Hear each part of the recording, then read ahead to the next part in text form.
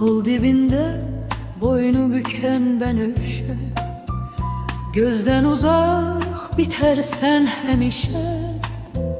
Bu adetin düşüptü dile dişe, hansı dert boynunu büküp benövşe, hansı dert boynunu büküp benövşe, hansı dert boynunu büküp benövşe.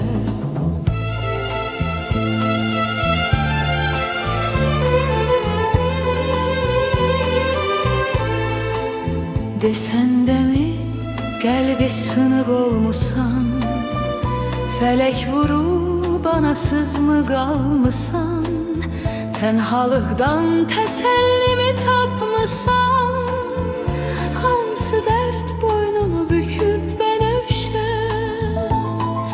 hansı dərd boynunu büküb benövşə, hansı dərd boynunu büküb benövşə.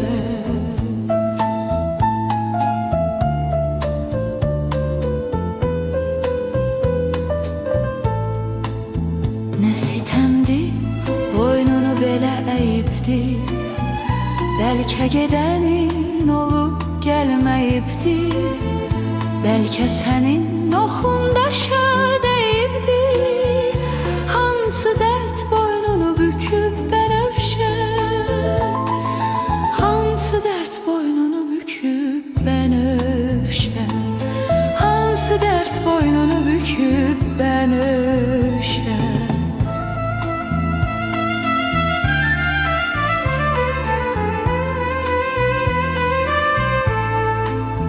Bu nə sirdir, hamıdan tez açarsan, başqa güllər açan kimi qaçarsan, de kimin əlindən belən açarsan, hansı dərd boynunu büküb benövşə, hansı dərd boynunu büküb benövşə, hansı dərd boynunu büküb benövşə.